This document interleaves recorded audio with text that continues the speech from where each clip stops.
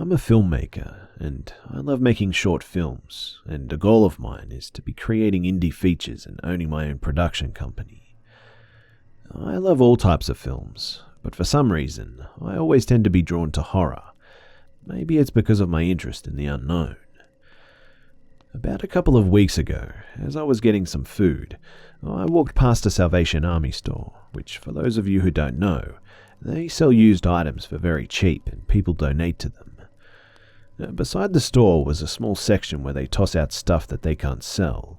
I decided to check it out to see if there was anything good, and there it was, a super creepy toy doll. Now, most people would not have taken a creepy doll home with them, but not me. I thought that it would make a great prop for a short horror film, so I threw it into the trunk of my car. Fast forward 2 weeks later, I've made my short film, but I decided to keep it. It might be worth something when I get famous, you know. A couple of days pass and it's 3 a.m. and I'm busy writing a script for a potential short film. My wife is in bed asleep and, with the exception of my PC monitor, there's no other light on. In the middle of my writing, I hear a doorknob turn and a door open behind me.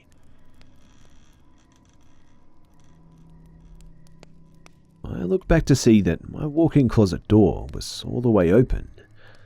Now, I am 100% positive that it opened by itself because we never leave that door open. I get a strange feeling in my gut too, but I quickly ignore it and get back to writing. I wasn't scared, but nothing like this has ever happened to me before. As a kid, I used to turn off all the lights in my basement, grab a flashlight and go ghost hunting in my basement. My sister and my cousin, who I forced to come with me, thought that I was crazy. The next day, I was just cleaning around the house, and I just brought my laundry into my room. When I tried to open the door to my closet, it was locked. I didn't even know that it could be locked, and it stayed locked until the morning after. That same night, at 3 a.m. as I was playing some video games, I heard a click behind me. Bathroom light turned on by itself, and I'm 100% sure that it was off before. The strange feeling that I had 2 nights ago, it had returned too. Just this morning, as I was driving to work too, I felt a hand grasp my shoulder, and nobody else was in the car with me. I know that sounds crazy, but it happened. Now, I'm not sure what is the cause of all of this, and I don't want to speculate, but I'll update you guys if anything else happens. I don't know if this creepy doll has anything to do with this. I'm currently at work, but I'll post a photo when I get home.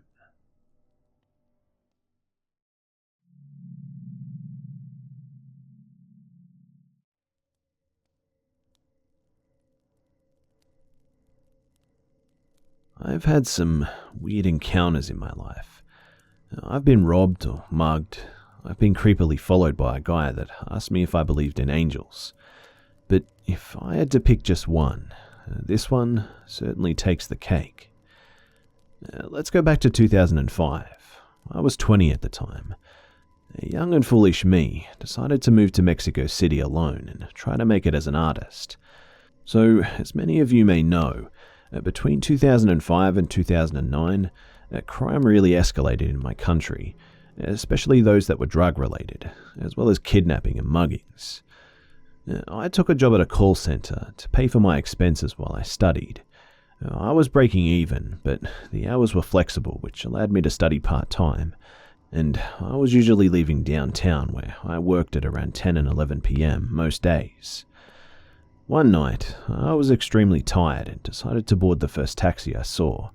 Yeah, my bad.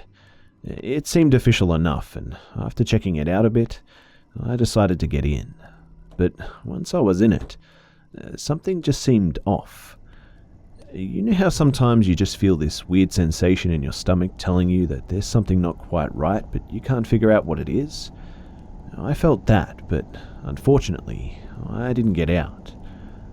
Not 10 minutes had passed when the driver started slowing down and came to a complete stop in the middle of a dark road without saying anything. I was sitting almost in the middle of the back seat when I heard the right doors of the car open.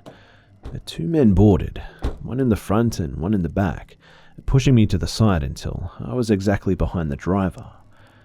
Time seemed to stand still for a minute, and it felt like forever. And even though life didn't flash before my eyes in a traditional sense, I could only think about my parents, and I wondered if this was the way I was going to die. And then the man next to me spoke. Keep your eyes closed. We're not robbers or kidnappers. Great, I thought. Scout's honor. Then he proceeds to tell me a slightly elaborate, yet completely ridiculous and implausible story of why they boarded my taxi. Listen, we're running away from the car that's behind us. You can open your eyes for a second and see. Do you see? Just keep still and it'll be over soon. We're not bad people. We'll drop you near to where you live. We just need help. Even though I was sure that the taxi driver was part of this scheme, they verbally mistreated him and asked him to shut up and keep driving, although he remained silent and calm the whole way. The guy next to me then just hilariously contradicted himself when he started searching my backpack. He also did a body search and checked my pockets, took out my wallet and called me by my name. I never knew I could hate the sound of a name that much, but the guy kept searching, so I raised my hands to show him that I didn't have anything else. The guy on the front seat was a different story. He sounded incredibly jumpy and agitated. Maybe he was on drugs or something. I wasn't crying, screaming, or making any noise. When I raised my hands, he unnecessarily yelled at me. He said, "Keep your hands down, bitch." What, do you think I'm about to karate chop all three of you and jump out of a moving car? I thought. The guy next to me sensed the tension and exclaimed, Listen, just try and stay calm. I'm sorry, you actually seem pretty cool, but things are tough. In any other circumstance, we'd be friends. I almost chuckled. I don't condone your lifestyle, but I won't judge, I said. But as he was keeping my belongings, including my old LG cell phone, I couldn't help but think of the irony of how he, my new best buddy, just couldn't ask for my number as he was stealing my phone. More time passed, and the front door guy was unfortunately now in possession of my debit card. How do I know, you ask? Because he yelled, Listen, tell us your PIN code and give us the right one, or else I'm going to hurt you.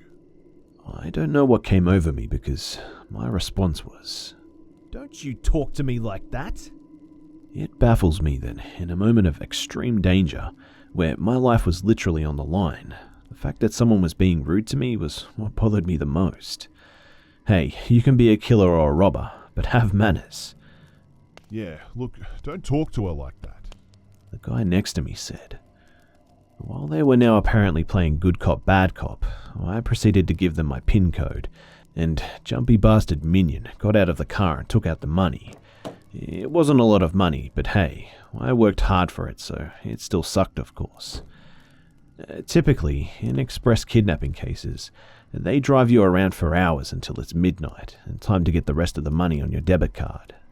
I didn't have much to begin with, so thankfully, they seemed to be ready to drop me off. I knew at that point that they weren't going to kindly let me go near my place, which I feared for a second since they did have my wallet.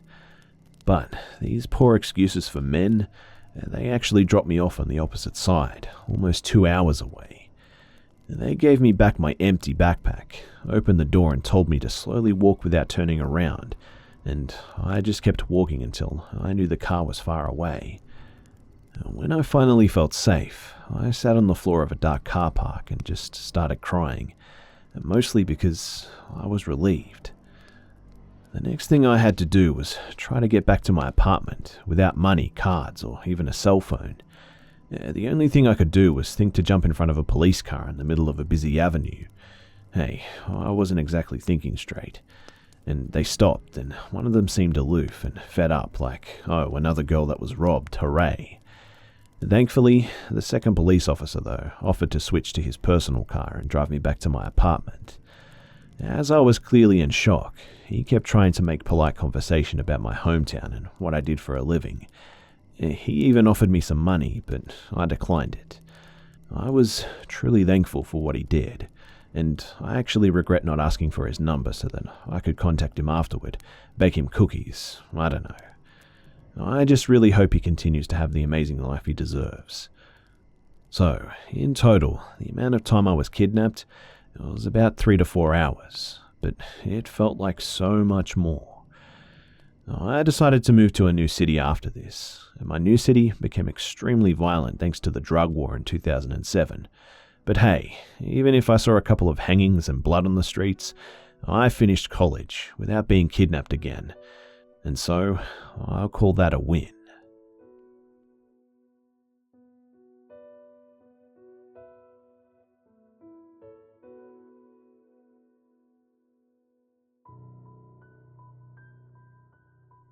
G'day mates, it's Busta here. Well, I hope you guys enjoyed the video. Thanks again to the Hive members that bravely shared their stories for us all here, and I hope you guys are all doing really well. For the chance to have your story feature in a video, you can send your story to my email, which is in the description below. If you would like more scary stories too, you can click on the card at the top right of your screen or on one of the annotations on your screen right now. As always guys, it would be awesome if you could like, share, comment, and subscribe if you're new. Don't forget to follow me on Facebook, Twitter, and Instagram for updates throughout the week. And also, if you would like content early and completely advert-free for as little as $1 a month, feel free to click on the link to my Patreon account and sign up there for regular MP3 format stories. Thanks again for tuning in and for all the love as always, guys, and I'll see you mates in the next one.